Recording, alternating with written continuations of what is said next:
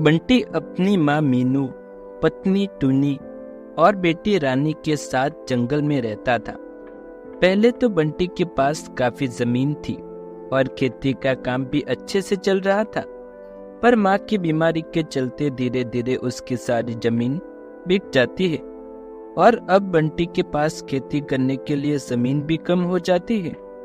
उसका परिवार पहले से ही गरीब था, पर अब उसकी हालत और भी खराब हो जाती है। घर की जरूरतों को पूरा करने और माँ के इलाज के लिए बंटी ने जंगल के जमींदार से पैसे उधार लिए थे। बंटी के पास कुछ खेती की जमीन तो बची, पर उस पर इतना अनाज नहीं हो पाता कि उसका गुजारा चल सके। खेत में होने वाले आधे अनाज को वो अपने और अपने परिवार के लिए रखता था और जो बच जाता उसे बाजार में बेचकर पैसा मिलता, उससे अपना कर्जा और घर के बाकी खर्च चलाता था। पर अब तो खेत ही आधा रह गया था, तो उससे होने वाला अनाज भी आधा हो गया। कर्ज के पैसे चुकाने के लिए बड़ी मुश्किल हो रही थी और साथ साथ घर के लिए भी खर्चे में पैसे नहीं बच रहे थे। एक दिन जमींदार बंटी को अपने पास बुलाता है और कहता है, अरे ओ बंटी, कर्जे की रकम कब चुकाएगा? मालिक, आपको तो पता है ना मेरे हालत के बारे में। मैंने तेरा ठेका ले रखा है क्या? मुझे मेरे पैसे से मतलब है, बस कब देगा ये बता। मालिक, अभी तो नहीं मेरे पास पैसे। जैसे ही फसल बिकती है सबसे पहले आपके पैसे देने की कोशिश करता हूँ। कोशिश नहीं, मुझे मेरे पैसे चाहिए। मालिक, घर में बीमार बूढ़ी माँ है। माँ के इलाज के लिए पैसे नहीं होते मेरे पास, तो आपको कहाँ से लाकर दूं पैसे? ऐसा कहकर बंटी रोने लगता है। तब जमींदार गुस्से में कहता है, देख बंटी, मुझे ये मगरमच्छ के आंसू मत दिखा, जिसे देखो पैसे देने के नाम पर रोना शुरू कर देते हैं। अरे जब दे नहीं सकते तो लेते क्यों हो? अब तू मेरी बात सुन। बंटी अपने आंसू पोंछकर उसकी बात सुनता है। अगर 2 महीने में तूने मेरे पैसे नहीं दिए तो मैं तेरा घर और तेरा बच्चा हुआ खेत तुझसे छीन लूंगा। अब तुझे क्या करना है ये तू सोच ले। पर मालिक, अगर आप हमारा घर ले लोगे तो हम रहेंगे कहाँ? नहीं मालिक, ऐसा मत करिएगा। ऐसा कहकर बंटी जमींदार के पैरों में गिर जाता है। मुझे कुछ नहीं सुनना। मालिक, आप तो देख ही रहे हो, इस बार बारिश कितनी ज्यादा हो रही है। फसलें भी खेतों में खड़े खड़े खराब हो रही है। कौन खरीदेगा खराब फसलों को? अरे भाई, अगर बारिश ज्यादा हो रही है तो इसमें मेरी क्या गलती है? मैंने कहा बारिश नहीं, बल्कि मालिक, मैंने आपसे थोड़ी कहा कि आप बारिश करा रहे हैं। देख बंटी, तू मेरा दिमाग खराब मत कर। जिस दिन सारे पैसे देगा उस दिन बात करना। अब तू निकल यहाँ से, चल निकल यहाँ से। अब 2 महीने बाद आऊंगा तेरे घर में। जब तक पैसे दे दिए तो ठीक है, वरना अपने रहने के लिए कोई और ठिकाना ढूंढ लेना। बाद में मत कहना तू ये सब मेरे सामने। ऐसा कहकर जमींदार बंटी को धक्का देता है और बंटी वहां से बिना कुछ बोले रोता हुआ निकल जाता है। उसकी पत्नी और बेटी घर के आंगन में बैठे उसका इंतजार कर रहे थे। अपने पिता को आता हुआ देखकर वो चिल्लाती हुई बंटी के पास आती है। पापा, देखो मम्मा, पापा आ गए। अपनी बेटी को अपनी तरफ आते देखकर वो अपनी आंखों से तुरंत आंसू पोंछ लेता है और कहता है, अरे रानी बेटा, तुम क्या कर रही हो यहाँ? आज तुम अपनी सहेली के घर खेलने नहीं गई? बस पापा, जा भी रही हूँ। आपको देखा तो डर गए। पापा देखो, मेरे कपड़े कितने खराब हो गए हैं और अब तो सर्दियाँ भी आने वाली है। अब इस बार सर्दी से बचने के लिए मेरे लिए अच्छे कपड़े लेकर आना। अपने बेटे की ये बात सुनकर बंटी डबडबाई आंखों से उसकी तरफ देखकर कहता है, हाँ रानी, बाबा इस बार तुम्हारे लिए सर्दी से बचने के लिए अच्छे कपड़े लेकर आएंगे। टुनी अपने पति बंटी को उसके आंसू पोंछते हुए देख लेती है और समझ जाती है कि जमींदार नहीं माना है। वो रानी को वहां जाने से कहती है, अरे रानी देखो, बाबा भी टक्कर आए हैं। तुम जाओ अपने दोस्तों के साथ खेलो, कब से तुमको बुला रहे हैं बेटा। बाबा मैं जाते रहते हूँ थोड़ी देर में। ये आप परेशान क्यों है इतना? क्या हुआ? क्या कहा उसने?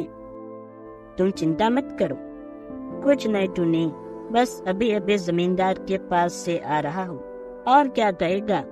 टूनी पैसे मांग रहा था और वो मेरे पास, लेकिन मेरे पास तो कुछ भी नहीं है। तो आपने बोला नहीं उसको कि भी हालत खराब चल रही है, जैसे ठीक होते हैं कोशिश करते हैं देने की? मैंने बोला था, मैंने ये भी बोला था कि, पर वो कुछ नहीं माना। अच्छा, क्या बोला ऐसा जो आप इतना परेशान हो रहे हैं? अगर इस बार मैंने उसके पैसे नहीं दिए तो वो मेरा घर और मेरा खेत सब कुछ छीन लेगा। टुनी और सर्दियाँ भी आने वाली है, हम कहाँ जाएंगे? ऐसे में कुछ समझ में नहीं आ रहा। ऐसा कह के बंटी की आंखों में आंसू आ जाते हैं। अपने पति की आंखों में आंसू देखकर टुनी बंटी के पास जाकर प्यार से कहती है, आप चिंता मत करो, सब ठीक हो जाएगा। हमने कभी किसी का बुरा नहीं चाहा, तो भगवान इतना निर्दय कैसे हो सकता है हमारे साथ? आप देखना, कोई ना कोई हल तो जरूर निकल जाएगा। तब तक बंटी की माँ मीनू अंदर लेटे लेटे बंटी और टुनी की बातें सुन रही थी। वो बंटी को अपने पास बुलाती है। क्या हुआ माँ? बेटा मेरे पास बैठो। बंटी अपनी माँ के पास बैठ जाता है। तब मीनू बड़े प्यार से अपने बेटे के पास आकर कहती है, तू मेरी चिंता मत कर बेटा, मेरा तो समय आ गया है। पता नहीं कब भगवान का बुलावा आ जाए और मुझे जाना पड़े। शुभ शुभ बोलो माँ, ऐसा क्यों बोल रही हो तुम? देख बेटा, मैंने तेरी और बहू की सारी बातें सुन ली थी। मैं तो बस इतना कह रही हूँ कि तू मेरी दवाइयों पर जो पैसे खर्च करता है ना बेटा, अब वो मत कर। तू अपना कर्ज उतार और ये घर जमीन बचा। अगर ये भी तेरे हाथ से चला जाएगा तो क्या होगा तुम लोगों का? मेरा तो क्या, मैं तो अब कुछ दिनों की मेहमान हूँ। बंटी चुपचाप सिर झुकाए अपनी माँ की बातें सुन रहा था। तब वो कहता है, माँ तू ऐसा क्यों बोल रही है? अभी तेरे पास 2 महीने का समय है ना, मैं सब ठीक कर दूंगा, तब तक तू देख लेना। चल अब ज्यादा बात मत कर, तेरी तबीयत खराब हो जाएंगी। किसी की चीज जरूरत हो तो मुझे बोल देना, मैं आ जाऊंगा। ऐसा कहकर वो भी सोने चला जाता है।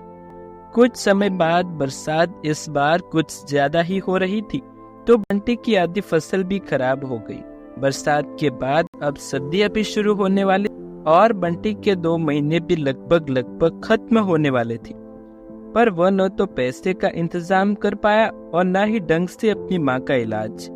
मीनू की तबीयत दिन ब दिन ज्यादा खराब होने लगी, जिसे देखकर बंटी की चिंताएं कुछ ज्यादा ही बढ़ने लगी।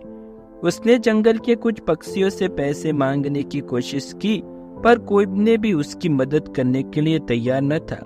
अब सर्दियां भी बढ़ने लगी और बंटी और उसके परिवार के पास सर्दियों से बचने के लिए कोई साधन भी नहीं था। पैसा न होने की वजह से वो अपनी माँ को ठंड से बचाने के लिए कंबल भी नहीं खरीद पा रही थी। अपनी माँ को फटे पुराने कंबल में ठंड से कांपते हुए देख उसको बिल्कुल भी अच्छा नहीं लग रहा था, पर वो कर भी क्या सकता था। बेचारा मन मार कर रह जाता। ऐसे ही एक दिन वो अपनी पत्नी से कहता है, टूनी कैसे होगा? कैसे मैं तुम लोगों को बेघर होने से बचाऊं? और ऊपर से सर्दियाँ, कैसे बच पाएंगे हम ठंड से? माँ की हालत खराब होती जा रही है, कैसे बचाऊंगा मैं माँ को इस ठंडी से? टूनी चुपचाप अपने पति की बात सुन रही थी। उसको पता था कुछ नहीं हो सकता। वो अब अपना घर और जमीन खो देंगे।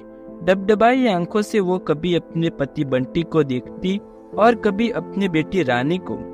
बंटी भी चुपचाप बैठकर यही सोचता रहता कि अब वो क्या करेगा जब उसके पास घर और खेत ही नहीं बचेंगे। ऐसे ही दिन गुजरते गए और फिर एक दिन बंटी के घर जमींदार पहुंच जाता है। जमींदार को आया देखकर बंटी को ये समझ में आ गया कि अब उसके और उसके परिवार के साथ क्या होने वाला है। बोल बंटी, हो गया पैसे का इंतजाम क्या? मालिक, कुछ दिन का समय और मिल जाता तो अच्छा रहता। इतनी ठंडे में कहाँ जाएंगे हम लोग? कुछ तो तरस खाइए हम पर। है जमींदार जोर जोर से हंसने लगता है और कहता है, तुझे अब और समय नहीं मिलेगा, मैंने तुझे पहले ही कहा था। ऐसा कहकर जमींदार अपने आदमियों को इशारा करके उसके घर के सामान को बाहर फेंकने को कहता है और जमींदार के आदमी बंटी के घर का सारा सामान बाहर फेंकने लगते हैं। बंटी की बेटी रानी ये सब देखकर डर जाती है और अपनी माँ टूनी से लिपटकर जोर जोर से रोने लगती है। ये देखकर बंटी कहता है, मालिक, थोड़ी दया करो मुझ गरीब पर। अपनी माँ, अपनी छोटी बच्ची को लेकर कहाँ जाऊंगा मैं? इतनी ठंड में मेरी माँ मर जाएगी। मालिक, थोड़ी तो तरस करो हम पर जमींदार उसकी एक नहीं सुनता और उनका सारा परिवार अब बेघर हो गया था। सामान भी फेंक दिया था। बंटी और उसकी पत्नी टूनी रोते रोते सामान इकट्ठा करने लगे और उसकी बेटी रानी अपनी दादी के पास बैठकर अपनी छोटी छोटी आंखों से अपनी माँ और बाबा को रोता हुआ देखती है। बंटी अपनी माँ, बेटी और पत्नी के साथ घर के बाहर पेड़ के नीचे रहने लगते हैं। जैसे जैसे रात होने लगती है वैसे वैसे ठंड भी बढ़ने लगती है और चारों ओर कोहरा भी छाने लगता है। ठंड से बचने के लिए उनके पास कंबल भी नहीं थे, जो थे वो भी इस हालत में नहीं थे उनसे ठंड से बचा जा सके। बंटी की माँ मीनू की तबीयत खराब होने लगी और वो बुरी तरह ठंड से कांपने लगी। बंटी अपनी माँ को ठंड से बचाने के लिए आग जलाता है। उसकी माँ को थोड़ा आराम मिलता है। कुछ दिन ऐसे ही बीत गए और मीनू ज्यादा दिन ठंड बर्दाश्त नहीं कर सकी और वो इस दुनिया को अलविदा कहकर चली गई। बंटी पर मानो दुखों का पहाड़ टूट पड़ा हो। उसकी आंखों के सामने उसकी माँ ने दम तोड़ दिया और वो कुछ भी नहीं कर सका। रानी भी ठंड की वजह से बीमार रहने लगी। अपनी माँ को बंटी ने खो दिया था, पर वो अब अपनी बेटी को नहीं खोना चाहता था। लोगों के खेतों में काम करने लगा और उसकी पत्नी टुनी भी लोगों के घरों में खाना बनाने और साफ सफाई का काम करने लगी। बंटी ने गांव के बाहर ही अपने और अपने परिवार के लिए एक छोटा सा घर बना लिया। ठंड से बचने के लिए अब उनके पास छत थी और उसकी बेटी रानी की तबीयत भी अब धीरे धीरे ठीक हो रही थी। पर बंटी को अभी भी माँ को खोने का बहुत ही अफसोस था। अपनी गरीबी की वजह से वो अपनी माँ को खो दिया था।